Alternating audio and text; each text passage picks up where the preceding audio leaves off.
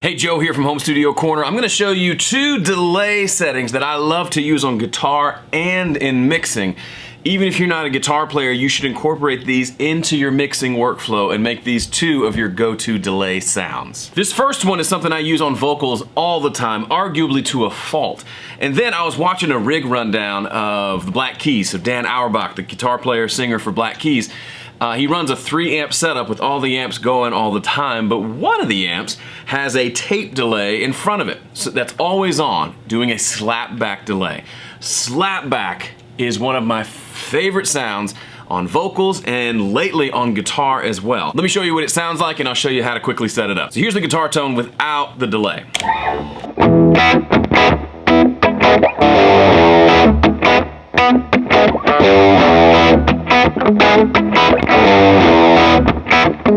It's a cool tone and can totally work, but adding in a slapback delay adds in this extra vibe that just makes it super cool. Here it is.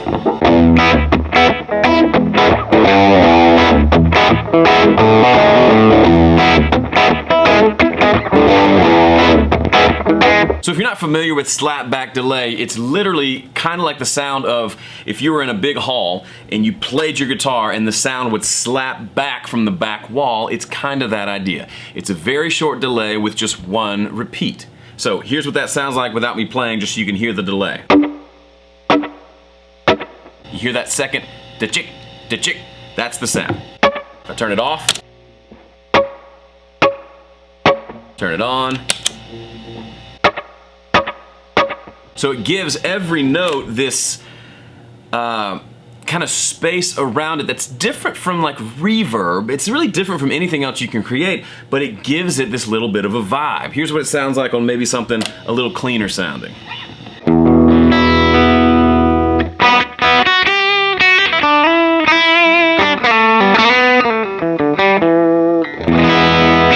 It can sound really cool on like just a palm mute part as well. Here's what that sounds like.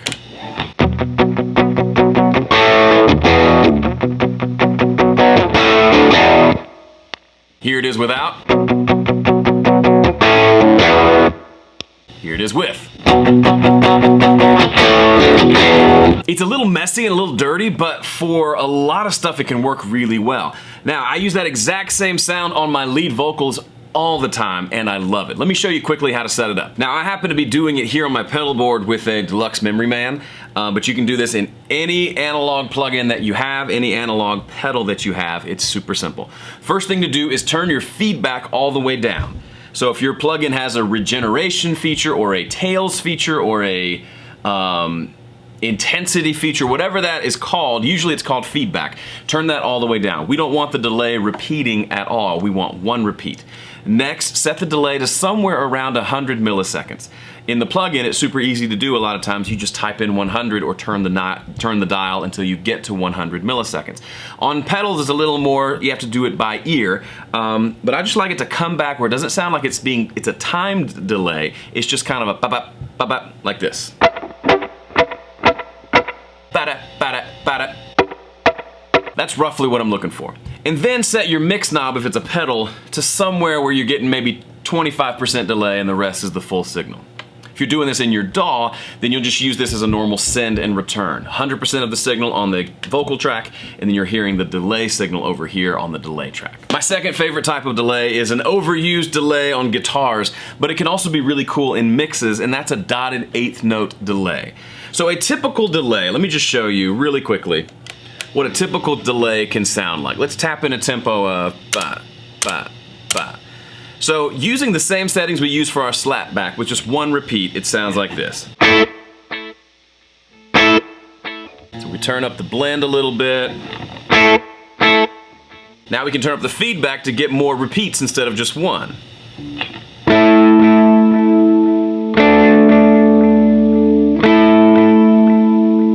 And that can be really nice for just a very simple delay. But that's not the kind of delay I want. I want something with some more rhythm to it. So a dotted 8th note delay can be great. Made famous by The Edge from U2, you can play a very simple pattern, add the delay in, and it makes the pattern more complicated. Here's the simple pattern without any delay.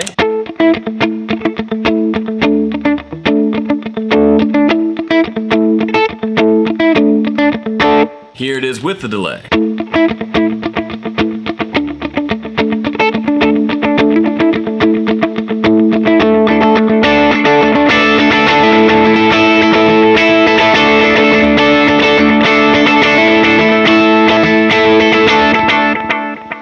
So instead of going, here's the tempo, instead of repeating with the tempo, dum, dum, dum, dum, it repeats on a dotted eighth note rhythm of the tempo.